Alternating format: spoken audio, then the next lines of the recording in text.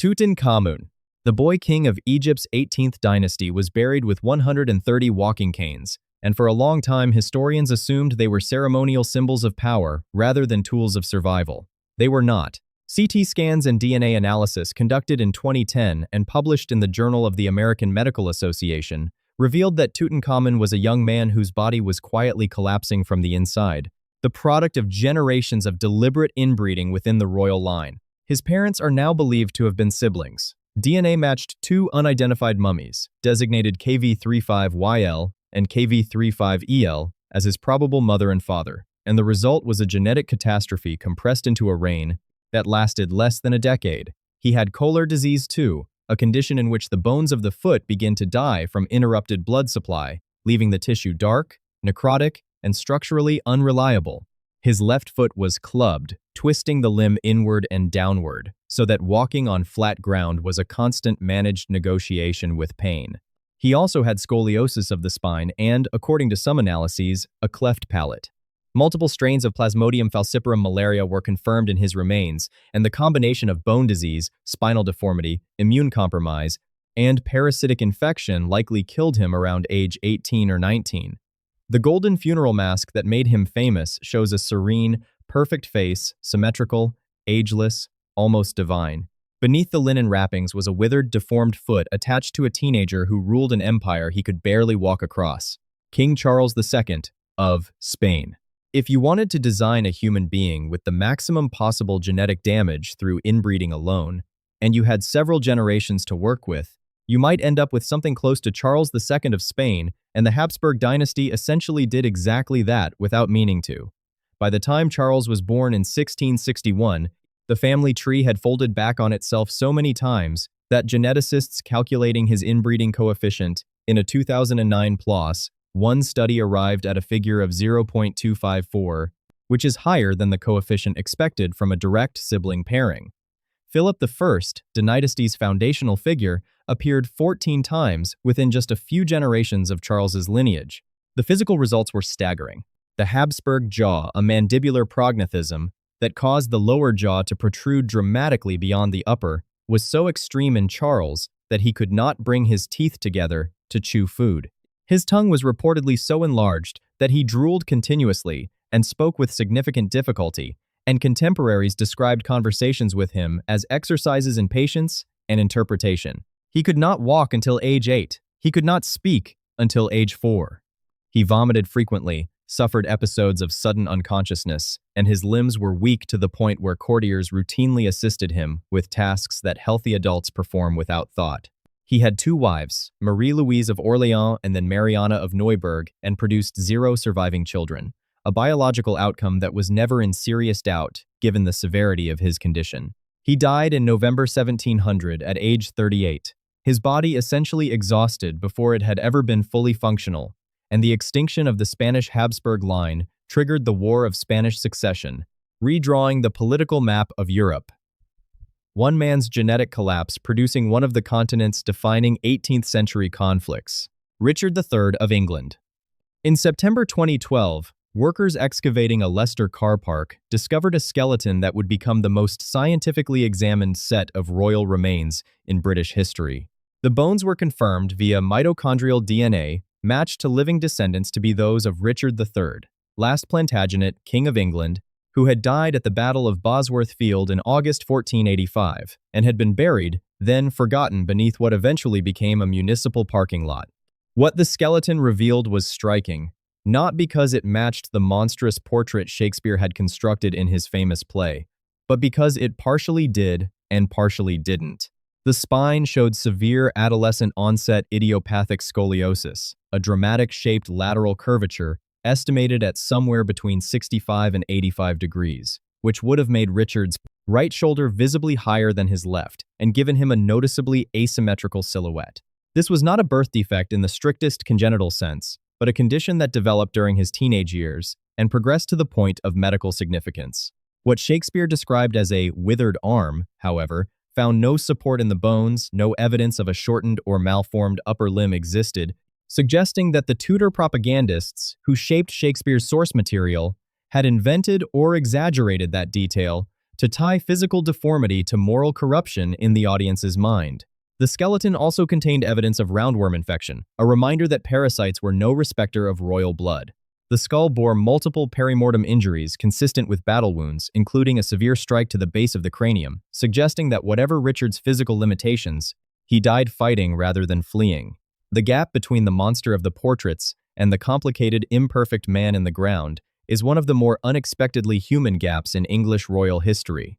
James VI of Scotland and the First of England. No autopsy survives and no skeleton has been analyzed, so everything known about James Stuart's physical condition comes from the people who watched him move through rooms, drink from cups, and hold court for decades, and they wrote about it with the frankness that diplomatic dispatches allow when they're not intended for the subject's eyes.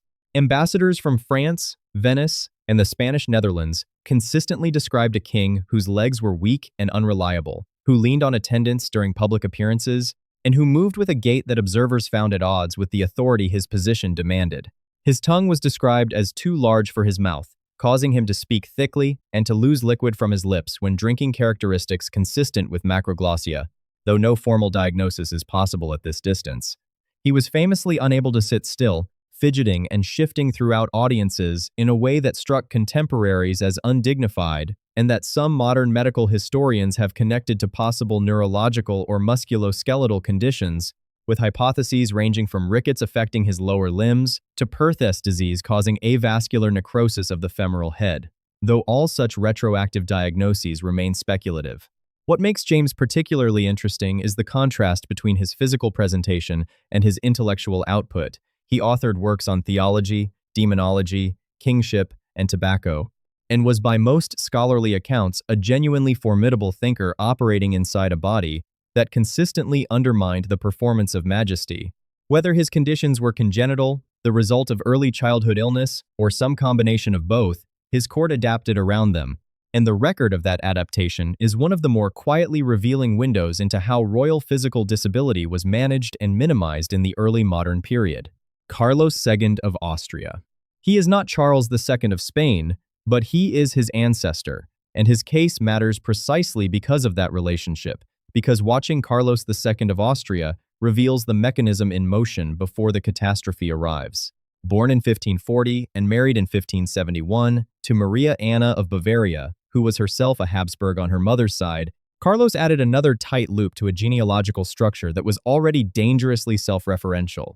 The Habsburg jaw was present and pronounced eating and speaking were documented difficulties, and contemporary accounts describe chronic illness throughout his life, likely reflecting the immune system compromises that accompany severe inbreeding, even when they don't produce the full terminal cascade seen in his Spanish descendants. What makes his case valuable beyond his individual suffering is the documentary record it creates. Court portraits of the Habsburg line across multiple generations show the jaw deformity appearing, then deepening, then becoming more extreme, like a physical argument written in oil paint across the walls of European palaces. Carlos's children showed greater severity than he did. Their children showed greater severity still. The decision to continue marrying within the family, generation after generation, despite watching the jawline push further forward and the health deteriorate further with each iteration, is one of the more remarkable examples of institutional denial in European history. A dynasty watching itself physically collapse in the mirrors of its own portraiture and choosing not to change course. Ferdinand II, the Holy Roman Emperor, was Carlos's son. Charles II of Spain, the terminal case, was his great-grandson. The line between them is a straight one, measurable in portraits and in bone. King Edward VI of England. He was born on the 12th of October, 1537, and his mother Jane Seymour was dead 12 days later, likely from puerperal fever, making Edward's entry into the world. Both the dynastic triumph Henry VIII had spent a decade and two discarded queens pursuing an immediate personal catastrophe. He was premature, fragile from the start, and the detailed health records maintained by Tudor court physicians document a childhood of recurring fevers, respiratory infections, and a constitutional weakness that responded poorly to everything the era's medicine could offer. For the first years of his reign, he became king at 9. He was functional enough, presiding over a Protestant reformation of the English Church, with advisors doing the heavy governing. Then, in 1552, measles struck. Edward survived it, but whatever reserve of physical resilience he had possessed was apparently consumed in the process, because what followed was a deterioration of extraordinary speed and horror. His physicians documented the loss of his hair, his fingernails, and his toenails. His skin darkened. His legs swelled to the point where he could not lie flat without his breathing becoming labored to the point of suffocation. He lost the ability to speak clearly in his final weeks. Modern medical historians believe the primary cause was pulmonary tuberculosis, possibly complicated by a suppurative pulmonary disorder developing alongside it, though some researchers have raised the possibility that arsenic present in the medicines of the era accelerated or complicated his decline. In desperation, his physicians eventually handed his care to an unlicensed healer, a wise woman whose remedies accomplished nothing. He died on the 6th of July, 1553, age 15, having reigned for 6 years without ever being well enough to govern on his own terms, his face in his final portraits already carrying the hollowed, pale quality of a body that had been losing its argument with itself for years. Don Carlos of Spain. Born in 1545 to parents who were double first cousins, his father Philip II of Spain and his mother Maria Manuela of Portugal shared both sets of grandparents. Don Carlos arrived into a genetic situation that was already severely compressed, and the physical signs were visible early: a reportedly misshapen skull, uneven shoulders, and a thin, sickly constitution that contrasted sharply with the expectations placed on the heir to the most powerful monarchy in Europe. He ate compulsively, and in patterns contemporaries found disturbing. He ran fevers with abnormal regularity and had extreme sensitivity to temperature. Then, in 1562, at age 17, he fell down a staircase at Alcalá de Henares while reportedly chasing a servant girl, fractured his skull, and fell into a coma. The most famous anatomist of the 16th century, Andreas Vesalius, whose work had revolutionized European understanding of the human body, was summoned to perform a trepanation, drilling into the prince's skull to relieve pressure, and Carlos survived. But the person who emerged from that recovery was measurably worse than the person who had fallen down the stairs. The rages that followed were documented in court records as ungovernable. He threatened courtiers, attempted to throw a page from a window, physically assaulted the Duke of Alba, and on at least one occasion, reportedly demanded that his bootmaker eat the boots he had made incorrectly. Philip II, facing a son who was both the heir to his throne and a person who could not be safely allowed near power, made a decision that had no good options. He had Carlos arrested and imprisoned in January 1568. 6 months later, on the 24th of July 1568, Carlos was dead in his cell at age 23. The cause still debated: a prolonged voluntary fast, the effects of imprisonment on an already fragile body, or something else entirely. His story became the basis for Schiller's 1787 play and Verdi's 1867 opera, both of which transformed him into a romantic, tragic hero, which he may or may not have been, but which he certainly was not in the manner either work depicts. King George III of Great Britain. He reigned for 59 years, longer than any British king before him, and spent the final decade of that reign completely blind, completely deaf, and completely disconnected from reality, locked in a room at Windsor Castle, bearded, wearing a dressing gown, playing the harpsichord for hours in total darkness, holding conversations with people who were not present. The first episode of acute mental disturbance came in 1788, and the descriptions left by his physicians are clinically extraordinary. George talked continuously, without pause, at such speed and for such duration that he eventually lost his voice and foamed at the mouth, his speech documented as incoherent but unrelenting. He was physically agitated, appeared to hallucinate, and his urine documented by royal physicians with the kind of specificity that medical records of the era sometimes achieve, turned a dark blue-purple during episodes. That detail, the purple urine, became central to the most important reinterpretation of his condition in modern times. A 1969 paper by Ida McAlpine and Richard Hunter, published in the British Medical Journal, proposed that George's symptoms were consistent with acute intermittent porphyria, a metabolic disorder affecting heme synthesis that can produce neurological and psychiatric episodes. A 2010 analysis of preserved hair samples found elevated arsenic levels, leading some researchers to argue that arsenic-containing medicines routinely given to George may have triggered or worsened porphyria attacks, a hypothesis that remains contested, with some medical historians arguing the arsenic alone could explain the symptoms and others maintaining a different psychiatric diagnosis entirely.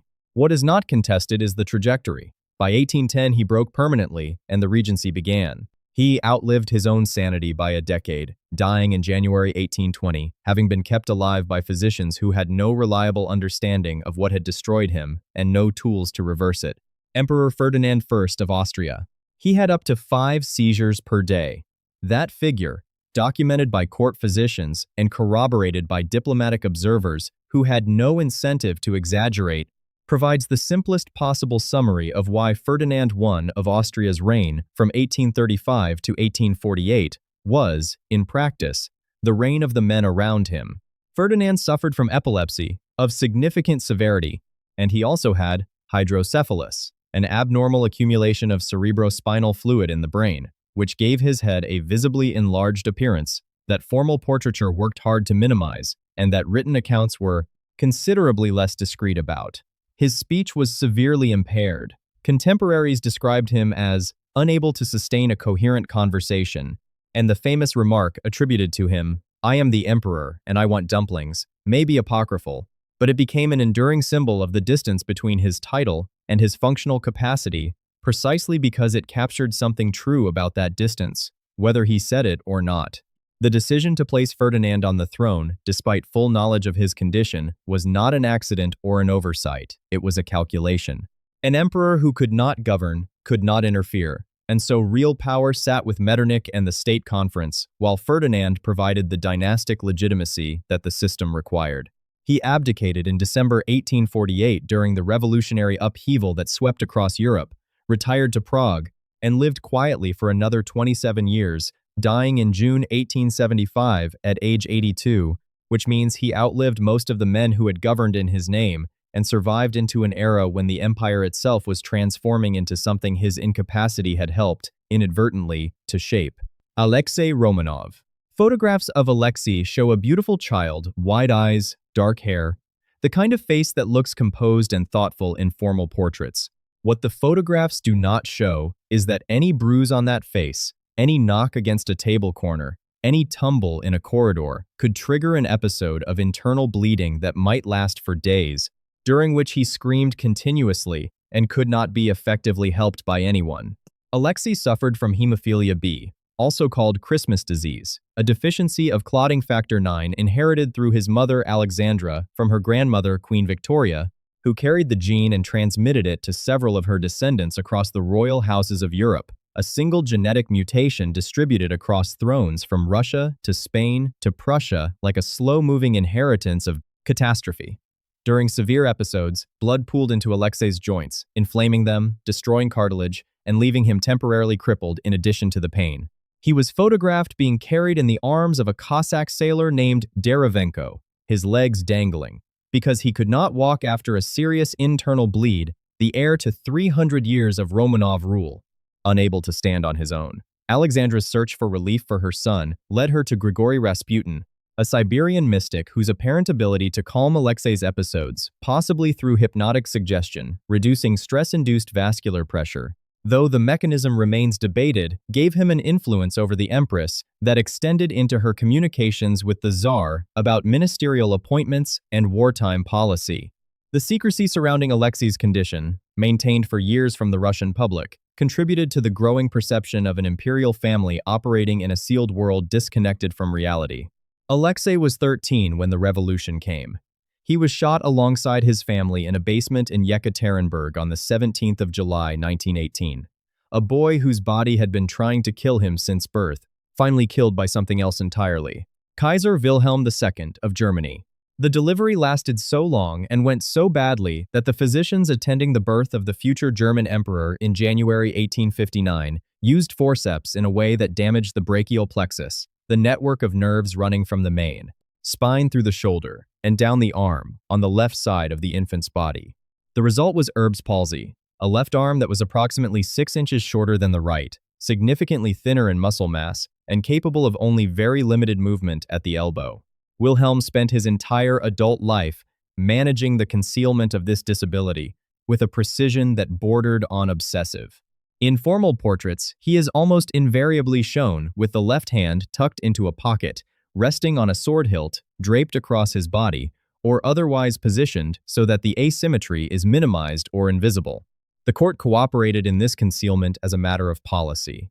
What makes the childhood particularly grim is the treatment applied in the attempt to remedy the arm: electric shocks delivered to the damaged limb, a device used to straighten the neck, given that Wilhelm also had torticollis, a muscular imbalance causing the head to tilt, and periodic binding of his healthy right arm to force use of the damaged left one, a practice that produced no functional improvement and must have been significantly distressing for a young child who was simultaneously being prepared for imperial rule.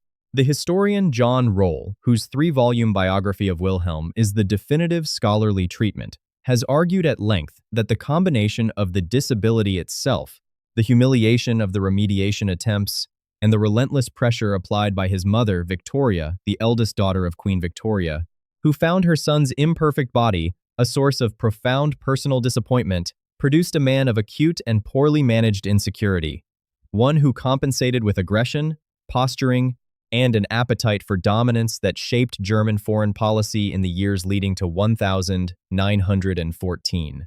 Whether the arm caused the war is an argument historians will never fully resolve. That it shaped the man who helped cause the war is considerably harder to dismiss. King João VI of Portugal. He moved the entire Portuguese court to Brazil in November 1807, roughly 15,000 people. The government, the royal treasury, the printing presses, the library loading them onto ships, and sailing ahead of Napoleon's advancing army, making Rio de Janeiro the center of a European empire in one of the more extraordinary geopolitical pivots of the 19th century. The man who made this decision was, by all contemporary diplomatic accounts, physically spectacular in his deterioration. João suffered from a chronic skin condition described in some sources as erysipelas, a bacterial infection producing inflamed, swollen, cracked skin that affected his legs and feet particularly severely, making walking painful and eventually difficult, and making personal hygiene a sustained physical challenge rather than a casual matter of routine. His weight was significant and his eating was compulsive. The most frequently repeated anecdote about him, cited widely, though its primary sourcing requires scrutiny, is that he kept roasted chicken in his coat pockets and ate while walking between rooms of the palace, grease marking the velvet of his royal garments. Diplomatic dispatches from foreign ministers describe audiences with him as olfactorily challenging experiences, accounts rendered with the careful language of people who needed to remain on good terms with the Portuguese crown, while also accurately reporting to their home governments what the crown actually looked like up close. None of this diminished his political instincts in the way that Ferdinand I of Austria's conditions diminished his. João governed, made consequential decisions, navigated Napoleon, a Brazilian independence movement, and a Portuguese constitutional revolution, and died in March 1826, still in possession of at least some of his political faculties. The gap between the grandeur of what he accomplished and the physical reality of the man who accomplished it is one of the more unexpectedly compelling contradictions in the history of European monarchy. A king whose body was visibly failing for most of his adult life, conducting an empire from inside it anyway. If you want to see more, click the video on screen now.